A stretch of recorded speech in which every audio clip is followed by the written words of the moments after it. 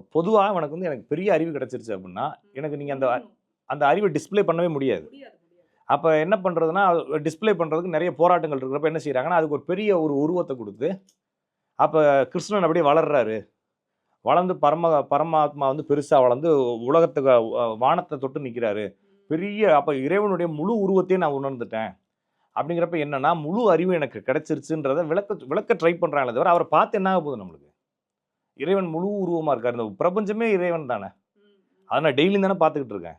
சூரியன் அவ்வளோ பெரிய சூரியன டெய்லி தானே பார்த்துக்கிட்டு இருக்கேன். இவ்வளோ பெரிய வானத்த டெய்லியும் தானே பார்க்குறேன். பூமிய, தண்ணிய, கடல் எல்லாத்தையும் பார்த்து தானே இருக்கிறேன். அத என்ன புதுசா ஒண்ணொண்ணு பார்க்குறது? இல்ல.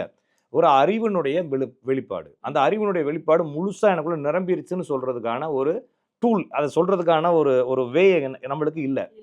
அப்ப என்ன செய்றாங்கன்னா, தரிசனம் கிடைச்சிருச்சுன்னு சொல்றாங்க. ஓகேங்களா? தரிசனம் கிடைச்சிருச்சு. அப்ப தரிசனம் கிடைச்சிருச்சுன உடனே இவங்க என்ன நினைக்கிறாங்கன்னா, அதுக்கு ஒரு ஒரு ஆள் வந்துக்கிறாரு. அவருக்கு பின்னால லைட் எல்லாம் இருந்துச்சு. அதுதான். நான் நான் எனக்கு வந்து ஒருத்தரு ஒரு தியானம் பண்றவரு, தவம் பண்றவரு ஒருத்தர பார்த்தேன். என்ன என்ன உங்களுக்கு தவத்தில என்ன கிடைச்சதுன்னு கேட்டேன். சிவன நான் பார்த்துட்டேன் அப்படின்னு சொன்னாரு. அப்ப சிவன எப்படி ஜெமினி கணேசன் மாரி பார்த்தியா? சிவாஜி கணேசன் மாரி பார்த்தியான்னு கேட்டேன். ஏன்னா நம்மளுக்கு அப்படி தானே தெரியும்.